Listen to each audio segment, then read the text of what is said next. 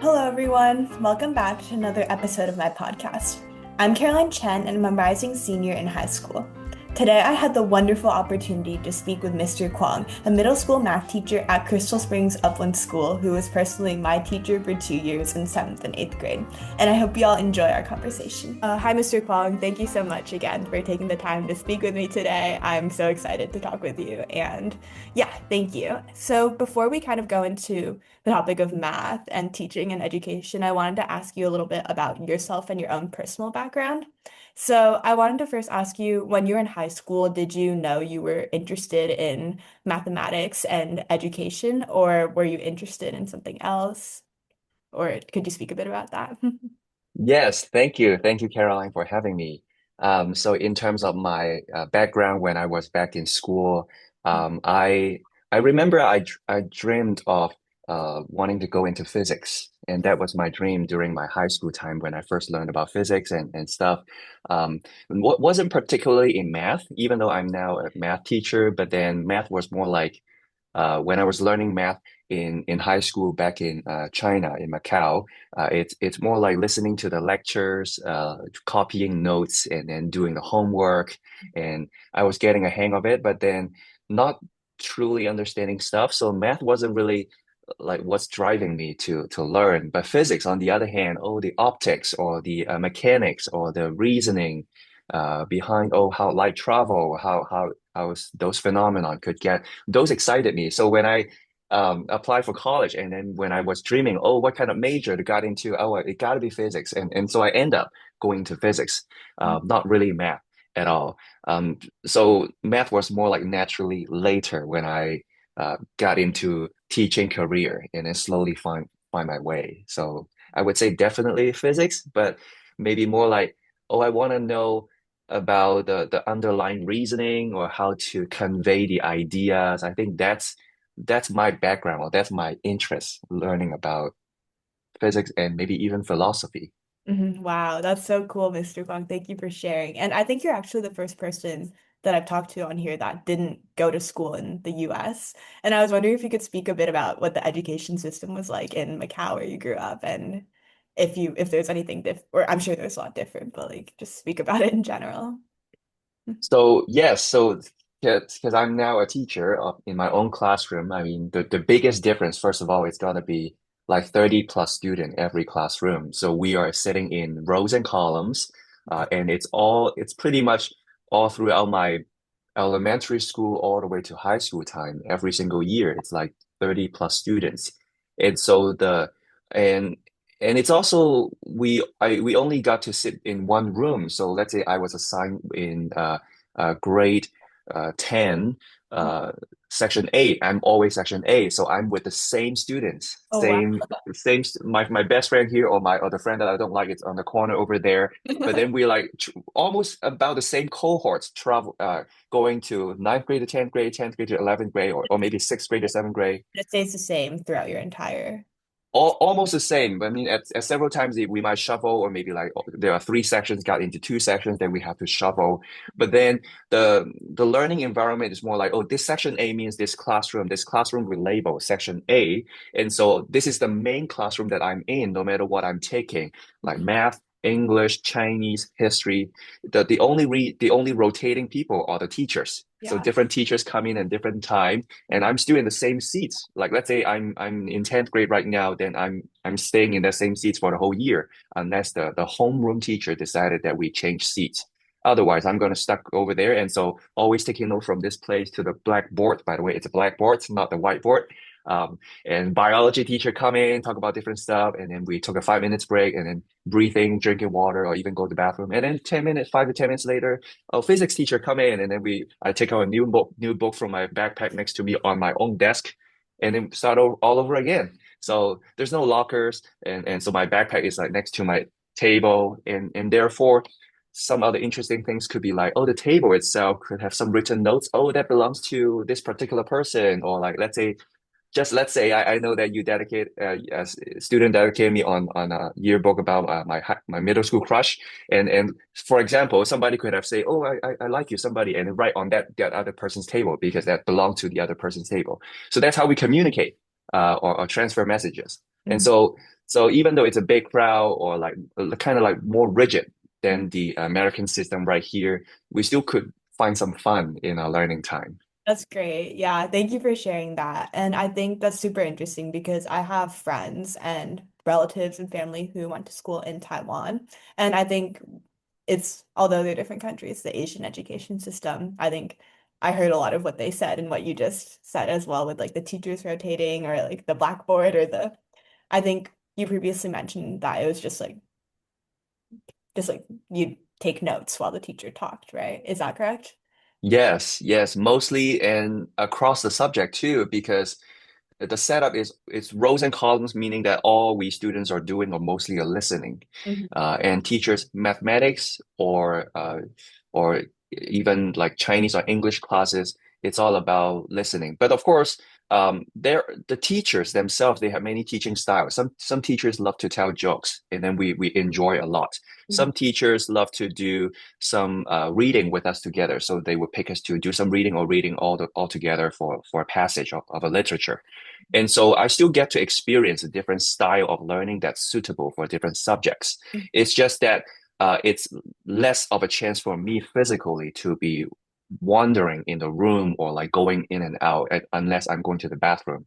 Um, so that's more in that case. Mhm. But I earlier I talked about I like physics a lot, right? But physics, let's say I enter a physics class, then it's inevitable that we have labs, right? Laboratory. So we do actually get a chance that we step outside of the classroom because it's not a lab room.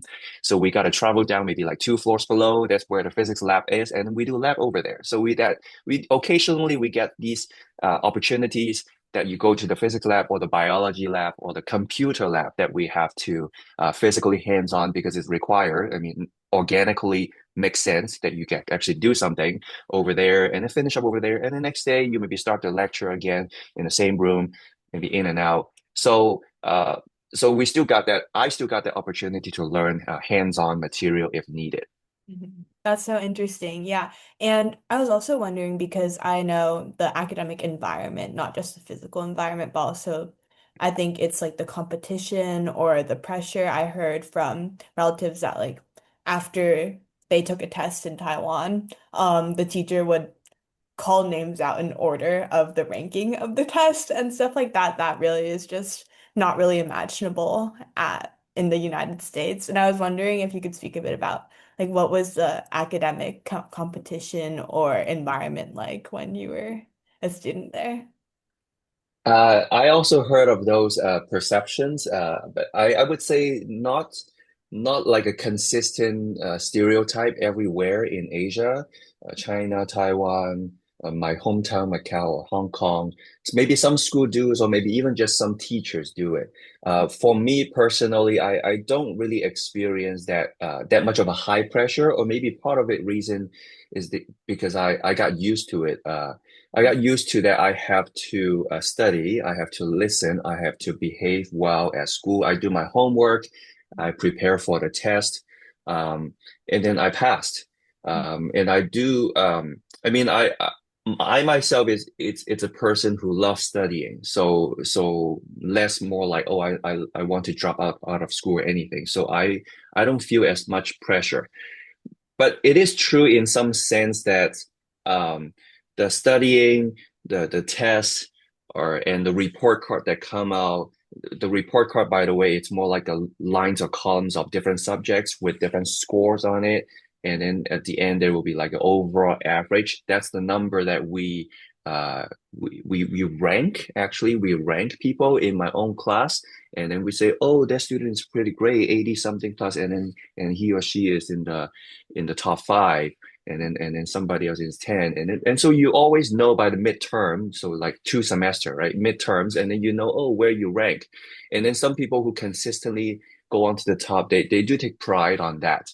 And then some people who like in the mid range, and then we would kind of accept, oh yeah, that's who I am, and but I enjoy school, but I know I'm not the top notch student, but I love basketball, I love soccer outside of school, do swimming, whatever. So so in that sense, I would say, yeah, there are some comparison, but I wouldn't say that it's super competitive in a way that everybody, its only goal is going to the top. in the Mhm. class or the top of the grade. There will be celebration for those people. But then when I'm off school, I also hang around at school and I look up to the people who are not maybe studying that very great in as a study like academically. But then, oh, that friend, a friend of mine, were able to do a slam dunk in the basketball hoop, and I was like, wow, I really looked up to those people at the same time in the court.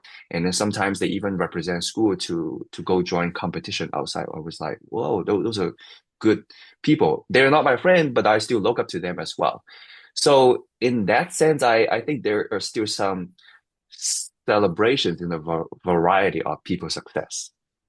That's so interesting. Yeah, I think I really love how you said how it's kind of not as uniform or the stereotype everywhere. I think that's something really interesting to think about because, I mean, although I think people think of Asian education as like a less critical thinking, more of just like study, exam, study, exam, study, exam. I think the way you kind of brought like joy and like a more like human side of it when you were describing it was super interesting too.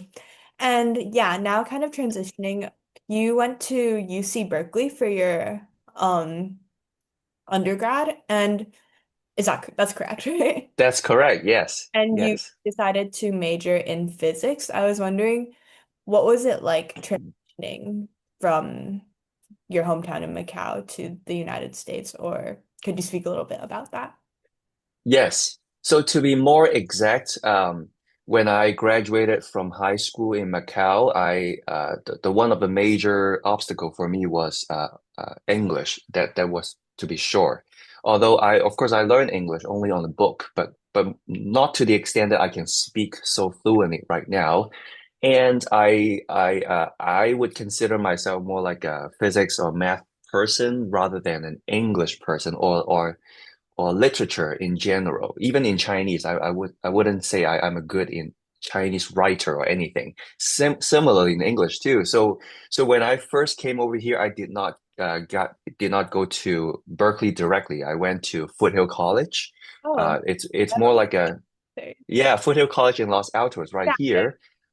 Yeah, and it's very common. I was not top-notch student. I was more like an average student, and so I took the English exam that got bare minimum. I passed, and I applied to Foothill College, and of course, Foothill College or local community college accept many people, and so I start from there.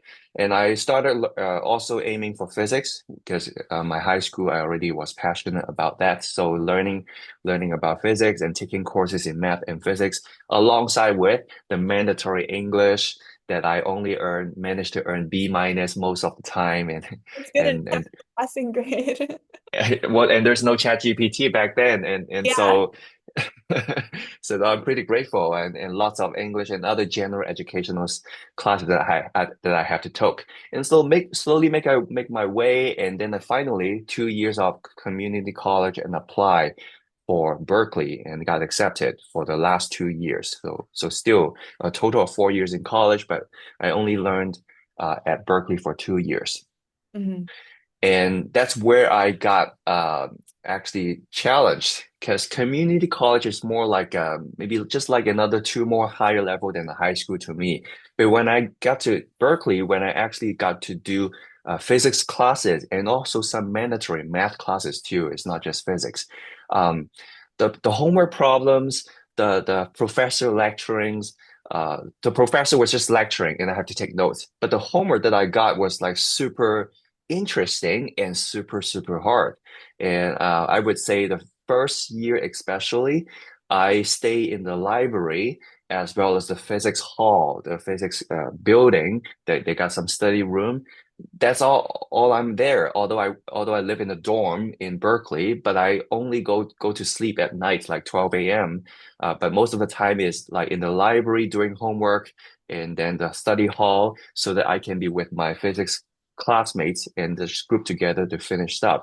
And that's when I first realized that the math that I've learned, that I thought I learned well, but was mostly learned from memorization. I got the skills. I would say I remember how to do these and that. But then when the problem presented to me, just asking me with context and with the applied physical phenomenon, I wasn't knowing how to pick things up. And I look back to the book, wait, I learned those, but now they look aliens to me. I realized I didn't fully understand them. And so that 2 years of Berkeley of college time was was really giving me a huge strike of, oh, what I actually wanted to learn. Did I really waste so much of my time before? Did I really accomplish anything? So I do actually got some doubt when I was even graduating at the end of Berkeley. Hmm. I see. That's so interesting. And I think what you said about like truly understanding math, I think even though I'm definitely not doing the math that you were doing at your level, but I definitely resonate with that both throughout like middle school and high school at Crystal because a little bit about myself. My parents put me into this math tutoring program called Russian math when I was in elementary school. I don't know if you've heard of it. And I think there a lot of the teachers, I'm sure it was helpful, but the teachers were just teaching us like, oh, memorize this formula, apply it here. And I think a lot of it wasn't, I didn't genuinely understand it. And it was kind of until I managed to take your geometry class in when I was in eighth grade, I think, right? That I Yes. realized like, wait, this is fun because I think when it came to using the theorems for the proofs, I thought it was super fun how you had to understand the theorem and then you'd like work it out as a puzzle. And that's kind of like that was like my aha moment. Like, oh my God, you can like understand something and apply it, not just like, oh, formula and then write it down. And yeah, that I think that's something that I kind of related to what you were just saying back there. And going back to what you were saying, I was wondering if I could ask you a bit, like what made you decide to come to the United States? Or did you have family here? Or, like what was it like going? So the decision to come to the United States was more like maybe like a planning part from my parents. So they wanted me to have maybe more opportunities or growth in the future. So they actually apply like when I was even so young, like elementary school, because the application for the immigration process took like more than 10 years. I do have a relative here that like help us to with that application process. Um, and back in that day, which is more like 20 plus years ago, like that was like when I was high school, but then not graduating yet. The onlooking was, oh, United States looks like have more opportunities for college and career. And so my parents thought that that would be great that to send me to immigrate together to be here. But now, of course, times changes. Every other places also have good colleges and environment as well. Well, I'm grateful that I'm here that I got to learn about physics and math, and I do realize that in the United States environment, there are a lot more uh, good learning opportunity for me. So so in retrospect, I do like it too to get to pick up the book from the library that the author of that math book is so close to me in California rather than like overseas. Um, so that feels great actually. Yeah, that's so cool. I think it's just so inspiring. So many immigrants, including you, like people who I can't imagine picking up my life and going to like Japan where I don't speak the language and it's like a whole new environment. And I just can't imagine how crazy that must be, like making that transition. Yeah. Mm. And now going back to your time at Berkeley, you actually worked at the Lawrence Berkeley National Laboratory. Is that correct? Yeah. Yes and no. I would want to clarify that I do put that uh, work experience on my LinkedIn or my profile or resume. Um, but that position it's more accurately called the Advanced Light Source, ALS. That is actually on the top of the hill of the Lawrence Lab, Berkeley Lab right there. But when I say no, it's because what I actually worked there for was not really research. It's more like a part-time position that right after I graduated from Berkeley, um, and that was the year that when the financial market crashes after I In was 2008 or 2008, 2009, yeah, around that year. So I mean, like I said before, I'm not a top-notch student or something. So I'm not competitive enough and to look for good jobs that I aspire wanted to look for. So so I was looking around different part-time jobs and I actually struggled to find a job to get started or even an internship. And so that was one of the places, oh, it's related to physics. It's a lab and I wanted to get my hands on and maybe even get just a little bit closer. So I got that part-time opportunity. And what I actually did was not really research, was I was only more like a safety department assistant. So there was a head in the safety department. I follow him around and I had to double check, oh, this station, all of these materials, apparatus, are they following the safety guidelines? So I was doing the checking. You can call it more like a quality control internship labor person who helped running around. But still, I thought that maybe that's my first dip into the research world that I could enter. And so while I was walking around the advanced light source, by the way, that advanced light source it's kind of like uh, particle accelerator stuff in there in up in the Berkeley, but it's not like the SLAC in Stanford or in the CERN in the Europe. But they have some localized different apparatus to dive deep into the physics. And so I wasn't able to look into the research team or what they're actually doing, but I was only doing a sneak peek on here and there, walking around the whole floor of the whole building, um, and kind of get a sense of what people are doing. And that's actually the place that I realized that, oh, I may not be a physics scientist. Oh, that's what you had, that's what you had like aspired to be your entire life. Right, right. Actually, early on in Berkeley, before I graduated, when I had to do the labs and for the physics classes, and I think I already feeling that I think maybe I didn't really like physics.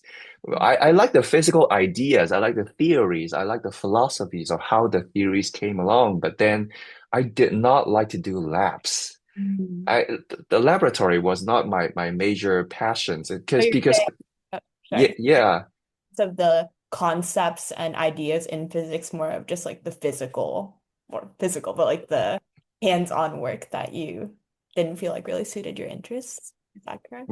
Correct, correct. Hands-on. Yeah, I remember I was doing one lab and there was like my final math physics class that I had to do something called it's actually a great concept called quantum tunneling.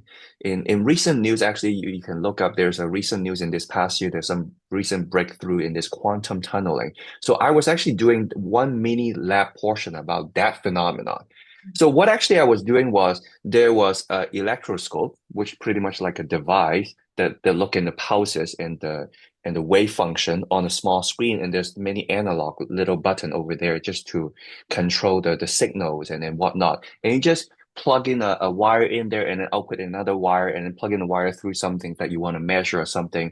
And then all you want to do is to record the numbers, see the changes in the number, and then observe the jump in the numbers. And then that's how you indirectly call, oh, this phenomenon of quantum tunneling happens. Mm-hmm. And then when I look at the screen, it's so small. What's that jump? Oh, the numbers like decimal places long, and then oh, because those decimal places was not consistent by thousands over hundreds of a difference. Oh, it's not happening. But then once it qualified by just that much of a difference, oh, it is a phenomenon that's qualified. And so when I look back and thought about, wait, those are actual discovery, to me, it wasn't like the philosophy or the concept that I read from the book. Oh, these phenomena that go through the whole wall, and so magicals happens. And there was a big difference in terms of the grinding work that people have to do inside the lab day in and day out just to get small incremental uh, progress versus once they have done for 3 years and the big teams of 30 plus people doing on the same topic and then they publish that thing, transfer into the newspaper. And nowadays you see the big thing. Those are the stuff that I loved. But Yeah. the small details that they do every day, now I respect. I can only say I respect, but not really my type of learning. Yeah, that is very relatable because, yeah, thank you for explaining that, by the way, because I decided to not take physics until my senior year next year. So I only took a advanced topics in biology and chemistry my junior year. So I have no physics knowledge whatsoever. I just know every every action has its equal opposite reaction. And I know Isaac Newton, but that's kind of like all I know. So I'm excited to take it, but you did a very good job explaining the concepts to me, and I understand what you mean very well by like the like brunt work. Like you see a single figure in a paper, but you don't see the hours and hours of like hard work that go into it. And I think that is really applicable. And I feel the same way about a lot of like chemistry research too. Like for example, for one experiment, I had to sit in front of the same machine for I think like 7 to 8 hours straight, just like swapping tubes and like reading the thing and then swapping tubes and reading the thing and writing down the number. And it's kind of, Yes. and in the end, those 9 hour or I don't know, like 7 to 9 hours I spent just sitting there, like the experiment didn't work. So that was and I think it's definitely it's an endurance thing for sure. And I see what you mean because like you go to conferences and you see these people presenting this like beautiful discovery, but you don't see Hmm. all the hard work behind it. Yeah. So then, okay, so thank you for sharing your like about your physics background, but then you decided to go to USC to earn your master's in teaching. And I was wondering what led you to kind of like I think you just shared that you didn't love physics research, but what led you to go into math education, which is what you do now? Yes, yes. So then I continued to apply for different part-times, and actually I transitioned between many things too, including like a warehouse inventory, just staff members, just to organize stuff. Yeah. Um, and being a swim instructor, because I was a high school all throughout the years high school swimming person as well. So then that part-time job, I got to find some part-time job to save my life, right? But then I think I realized that something beyond academics, I do love uh, teaching, that being an instructor actually, first of all, and then accidentally got a part-time job in Oakland as a teaching assistant. Um, and that was in a actually very small classroom, a special education classroom that I got to teach over there. And over that time, that's kind of like a 1 year span, teaching as an instructor here and there and an assistant. Then I realized that, oh, maybe teacher could be a path of me. So I applied to USC, and they happen to have a program there. I applied there. It's an online school, but then I went to, and that was pre-COVID, by the way. That online school, when I now I think back, is pretty advanced, because I got to sit down on a screen with the professor, USC professor, along with like 10 plus more other other college student who are about my age and wanted to be a teacher, and we just discuss on the screen, and just like these past few years during COVID time. And that's how I took the classes, the lectures, or the discussion based. It's more discussion based learning. Alongside with, I had to join a local school to be actually a teacher intern, or student teacher at a local school. So I did it in San Jose over there. And so I completed the program and became a teacher. And I by then I was pretty sure that I do love the environment of being a teacher. I wanted to convey ideas. Like I said, I love the physics ideas. I actually love some of the math ideas too. But I even more like to tell people what I know. I want to communicate. I want to like convey, oh, how to do it. And when there's somebody else who's learning, and if I am able to explain to them in a way that they gladly take them, or naturally absorb them, that it's actually a great pleasure. Unlike like maybe the lecturing style or the professor style in most university, that you write stuff on a blackboard. and then you never look in the students in the eyes, and then you just say, oh, this result and that lines and that's the reasoning, and then you call it a day. That was so dry to me. I want to make sure that, oh, when I say a line, the student like looking back at me with no emotion. Oh, I know I have to do more work. I know I have to find a different angle to explain one more time, find a different analogies. So so I got into teaching without too much of this experience, but I know that's what I wanted to do. And I slowly brush up my skills as a teacher I early on. think you had some skills that came naturally to you, or do you think it really was a big like learning curve, or like not learning curve, but like, do you know what I mean? Like kind of you had to I think stuff as you went. a little bit of both, learning curve for sure to academic, but I think being a teacher first and foremost should be about the student and teacher relationship.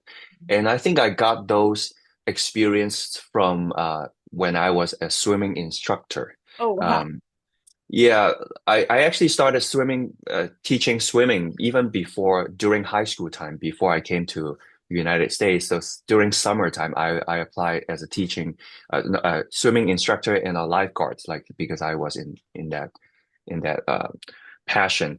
I remember when I was teaching some younger kids, like 3 year old or to 5 year old, and there will be times that, oh, at the end of the half an hour, let's do some jumping, diving, right? Some of them would be scared. Actually, I don't want to jump. I don't want to jump. And so I had to find different ways to, you can say, luring them, or just to, oh, I'll give you my hand, but then when they jump, you take back your hand so that they jump.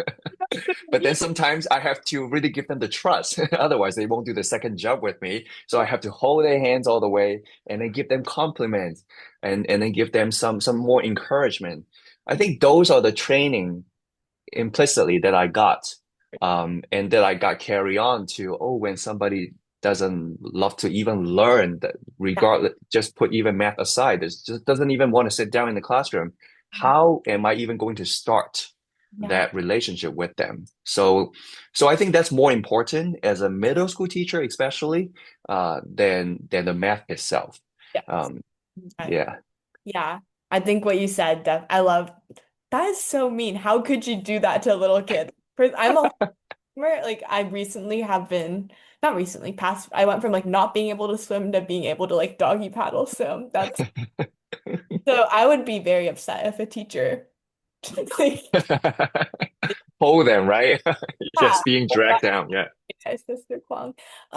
But yeah, I think what you said, like on a more serious note about teaching, I definitely like agree with that a lot because over the past few years since freshman year, I've been a teaching assistant at a local Chinese school, which both helped me maintain my like level of fluency and also like gave me the experience to teach little kids. And then I kind of transitioned to a very much like younger grade my junior year, and they were like second and third graders. And then I realized these second and third graders do not understand a single word the teacher is saying. Like the teacher's just talking in Mandarin, right? And they don't understand a Mm, single word of Mandarin. Like when they were reading, like the teacher would be like, you read the sentence. There'd be pinging or like the alphabet under each one, and they would just mm, be like, they'd read the pinging and the pronunciation was horrible, and they wouldn't like it was like really bad. And like what you're saying, mm, so many of them just didn't want to be there. Like they'd literally just like the teacher would give them a worksheet and they'd like crumple it up or they'd just like lie down or they'd be like, oh, I don't want to be here. Can I go home? Can I go home? I think like this whole experience, I decided to be like, oh my God, this is like they cannot spend an entire year just like not understanding a single thing, right? So then I mhm, basically readapted the entire curriculum to English. Like I gave them games, I had them like draw stuff out for the meaning, like a lot mm. of 6, 7. You're middle. Do you know Italian brain, like tung tung tung sahur? Do you know what that is? No. No, I don't know that practice. It's like AI monsters that all the little kids Oh. really like. And I'd have them like draw stuff out with that. And I think like what you were saying with like kind of like the puzzle of like figuring out how to best engage them. I think that was something that taught me a lot more than actually teaching them the like Chinese characters. It was like how to make kids who at the beginning would like lie down on the table and not do anything. And then by the end of the school year, they would actually understand the curriculum, A. And then B, they'd be like they would raise their hand to participate all the time. And it was just such a rewarding experience, even though it was a really big challenge. Like I lost my voice like every single Sunday doing that. And I'd say that taught me a lot. So yeah, sorry, I've been rambling for a while, but I think like what you were saying with the swimming, I think I really Yes. felt what you said a lot. And kind of transitioning now to your current job as a teacher, I wanted to ask you a bit about middle school education because you have written in the past how you felt like math education was a race to calculus, where students have to like hit a benchmark rather than actually enjoying the process of learning. And I was wondering, how do you so I feel like you touched on this already, but how do you like cultivate the classroom environment the way you do to make sure that students actually enjoy math like I did when I took your class for 2 years? Yes, so that passage about racing to the calculus, that was a written revelation or ideas that I got 10 years ago. I now re remember because 10 years ago during the summer, I went to a conference or more like a 2 weeks of teacher workshop. Over there, I was writing some reflections and then writing something that if I were to write ideas about what math education should be, that came to me because that's one idea I want to convey. By that time, I already had like a 3 to 4 years of teaching experience, and I realized that all of the math that we are learning, of course, math build upon each other step by step. You do have to learn some basic stuff before you can go on. But then it feels like all the way to the high school years, not just in America, even in my own hometown, the curriculum is more or less the same: pre-algebra to algebra, algebra to geometry to trig to calculus. Um, only after after I graduated and when I started teaching, then I explore, oh, math is more than just those classes or those concepts.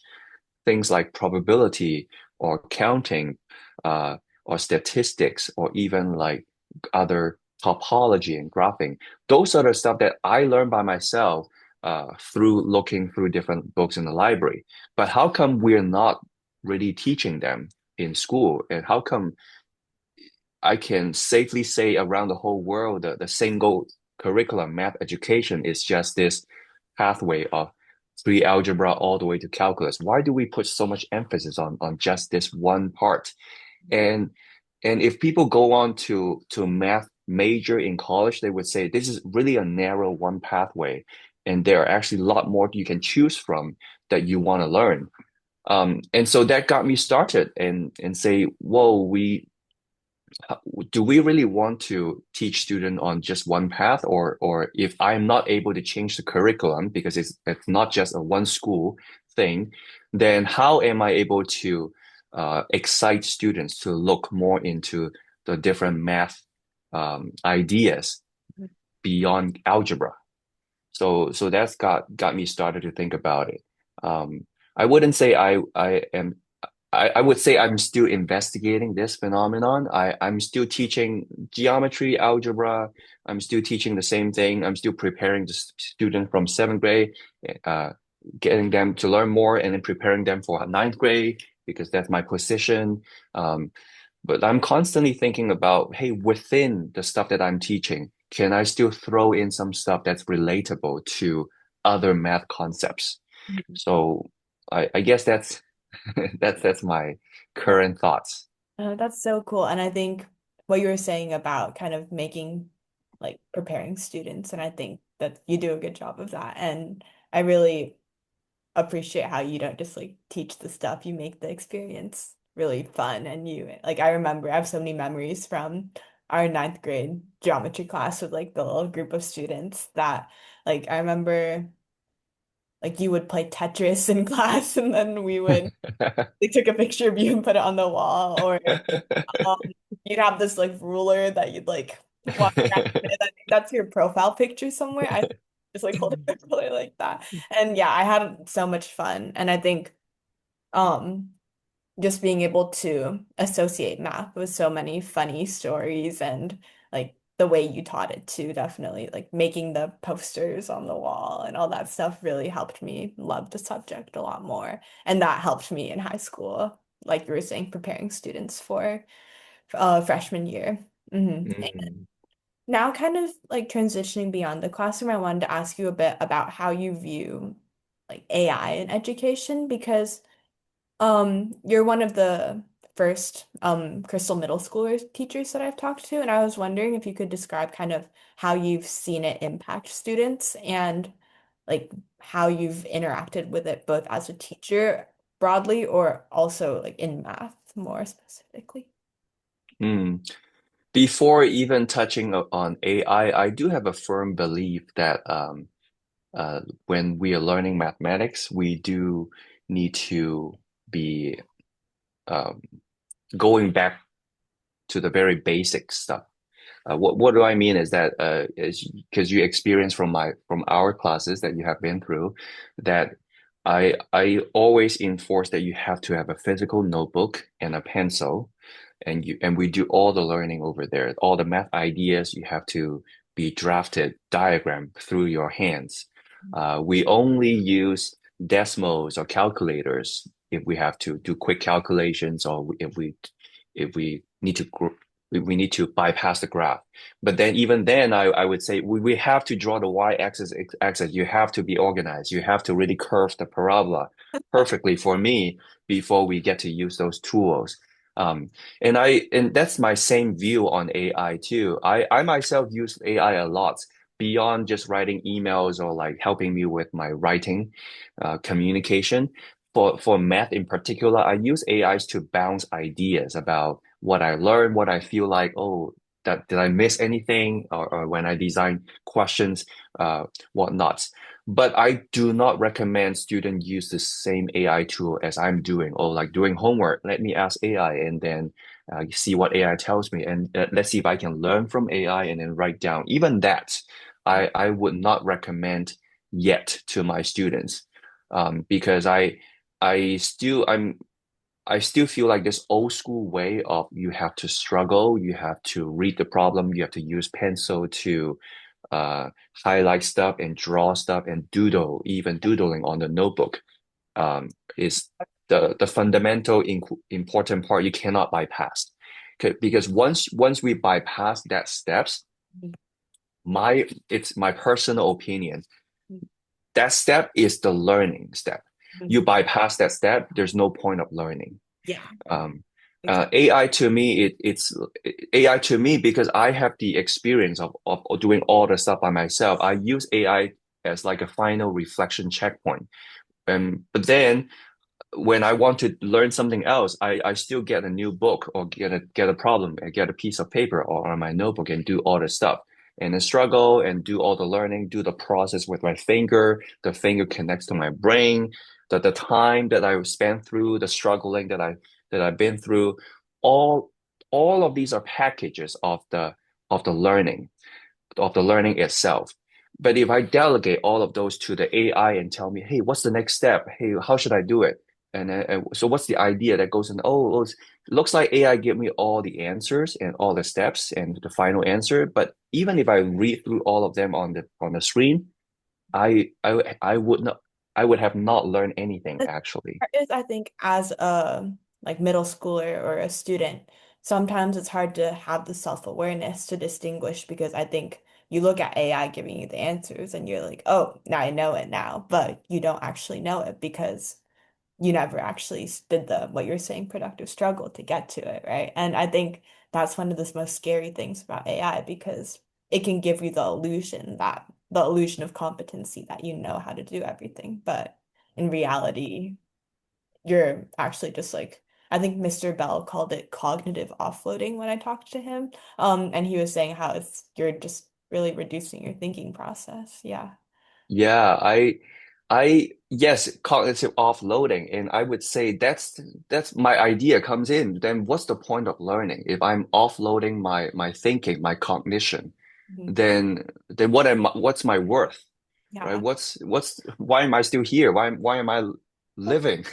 To be honest, if Wow. my interest is learning, Mhm. then AI is taking away my opportunity to learn. Now, from other people's perspective, from other jobs' perspective, I mean, oh, I have a Roomba robot to do the sweeping for me. Okay, that make my life happier. Okay, then I can sit on a sofa and enjoy watching TV. But then back to the school, if my purpose was to learn, why am I offloading that to a technology? Yeah, And exactly. then what am I gaining? I gain nothing I from think as there. a middle schooler, it's really scary because I think I previously brought up Russian math, right? The tutoring thing my parents sent me to. And I was doing that over COVID. And the way I do it is I watch the teacher on Zoom, or I wouldn't be watching the teacher because I'd be playing Minecraft the entire time. Don't tell them. You should gladly admit it. I forgot this was recorded. I'm kidding. They found out. And they were not very happy. But and then I didn't now do the homework, right? So then little sixth grade Caroline would go through and copy and paste every single question into Google. And then she'd find these websites like Reddit, Quora, Brainly, and then she'd then have to like figure out if the answer on it was actually correct, and then she'd have to submit it. But then I think even though I wasn't doing any thinking, I still had to like struggle to get and like verify the answer, which I mean is slightly less bad. But the really concerning thing about AI is that any kid with te access to technology can easily just like search it Yeah. up. Now with the AI improving, the accuracy rate is a lot higher than it was, say, like 1 to 2 years ago. And I think if I had had that when I was that age, like I can't imagine how disastrous that would have been because at least like there's no struggle involved, right? And do you think you're able to tell when a student, or I don't know if you have students doing this, but are you able to tell if a student is just, I think, not necessarily using AI or just like, I don't know, just kind of like bypassing their learning in that manner? Because when it I, comes, I I wouldn't able to be tell to tell right on the spot. Only over time. Oh, your looks like your homeworks are all good to go. But then when we get to the quizzes and tests, we I can see the discrepancies. Mhm. Then I would be able to smell something's going on, and only after a conversation. But even before AI, I mean, And students. do you think that do you see this happening more often with the development of AI, or do you think it's still not as often in a middle school environment? Well, in the past 2 years, or past 3 years, where AI just bloomed, right? Just started. Um, I I I did not notice a big transition from that. I still think most of us think thank you all the Crystal students that were in my classes. I think most of us spend enough time struggling and learning by ourselves and pretty uh, I'm pretty proud of that too, that we all struggle. No matter we learn as much or we're still struggling. I think the time that my students have spent was worth it. Uh, and but I was about to say that even before AI, stu if a student wanted to bypass learning, there are many other tools, not just Google, but also like ask the tutor or ask their parents, or oftentimes doesn't do homework by themselves. Always have to have somebody sitting next to them to help them complete. I mean, those are the chances, those are the opportunities taken away of your own learning. Of course, I would sympathize in a way that, hey, if I really not interested in mathematics, then why am I spending so much time on that? And that makes sense. That makes sense to some students, just like when I was learning how to write essays in English or even in Chinese, I was it's a long process. I was really struggling by a lot, and I would only be able to complete a paper that got a C plus or B minus all the time. And I still had to do it. I still had to go through all of it, but I wouldn't say my time was memorable.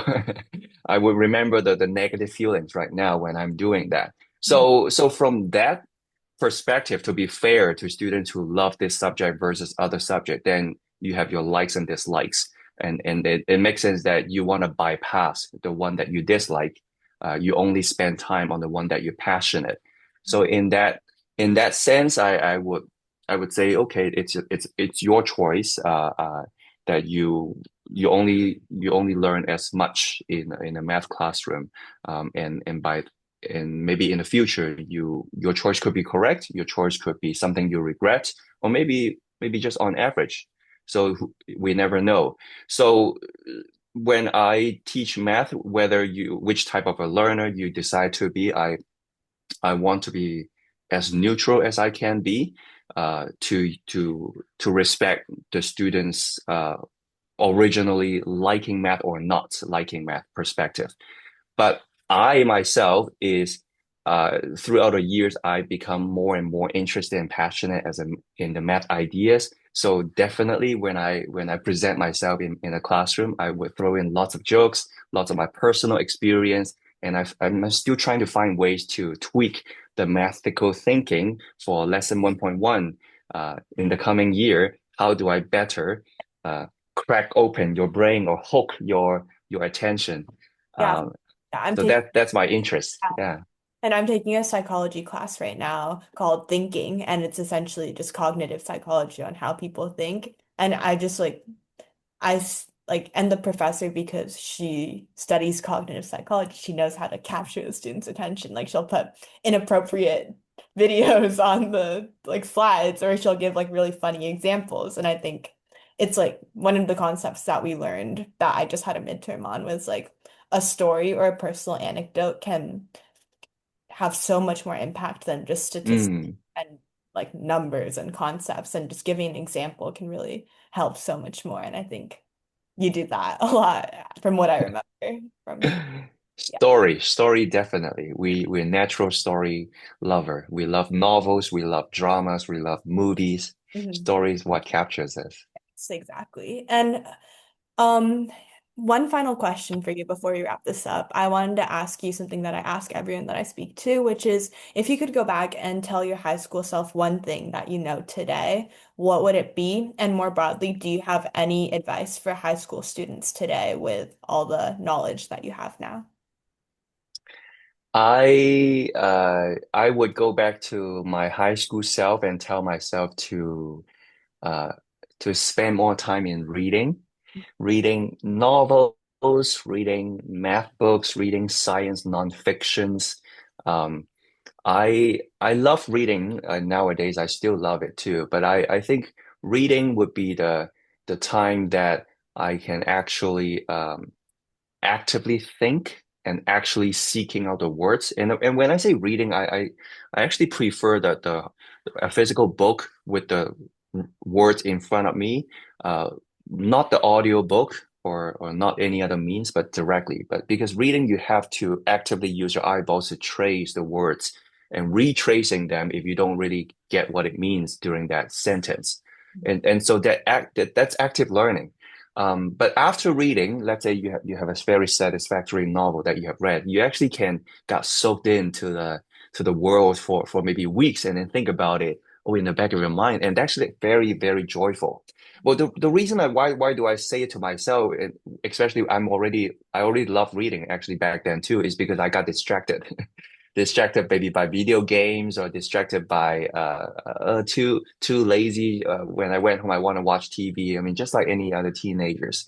So if I were to like put aside those entertainment and put a little bit more time on the reading, I think I would have gotten more um into the math better now, even better than now. Rather than just learn math for the classroom's sake, or just learn math by memorization. Because now the nowadays me, I feel like the math stuff that I want to investigate a lot more interesting, a lot more perplexing, and I do love them actually. Yeah, I think that's such a great piece of advice, and it's ironic that it's coming out of a math teacher, but I think definitely really important. And as I also am a really big reader, like when I was young, I would be the kid at the restaurant with like the very thick Harry Potter. You can probably see it. Harry Potter books. Just Wow. like that. And I think what you were saying about the physical paper is really interesting too, because it does take mental effort to go through and read it. Yeah. And one thing I've been doing, because right now I'm very busy with college applications, is that like I have these books, right? But then this is a psychology book, but like Mm, these books that I love to read, but I just don't have time, so I just put on the audiobook in the car. So when I drive, I can just listen to it. And I think it's a lot better of a cognitive process than just like avoiding reading altogether, because at least I think it's yes. not because right now with TikTok, it's just you scroll, you get so much dopamine, but with reading, like what you were saying, there's a lot more like sustained attention. Yes. Yes. Podcast will be good too. Of course, listening to people. Yes, I Uh, do listen to podcasts. I yeah, started podcasts because I wanted to know how to do this podcast. And the one that is like long interview, like people giving them chances to flush out their ideas and then back and forth challenging. I love dialogues. I love people's ideas exchange, and I do love those kind of conversation in real life as well. Yeah, for sure. Uh-huh. And it definitely, if you listen to people talking, you can probably absorb some of it into your own talking, kind of learn from it. Yeah, my favorite one is, you probably don't know, but it's with Amy Poehler, like, and she kind of just talks to celebrities. It's called like Good Hang, and that thing has helped me so much with my podcasting skills on this because she's a really good podcaster. And yeah, it's just fun listening to the lives of celebrities as because Nice. they're so interesting. Yeah, they're interesting people. Okay, so thank you all so much for listening to my conversation with Mr. Kuong. Again, a huge thank you to Mr. Kuong for taking the time to speak with me. And thank you all again so much for listening. I'll see you guys next time.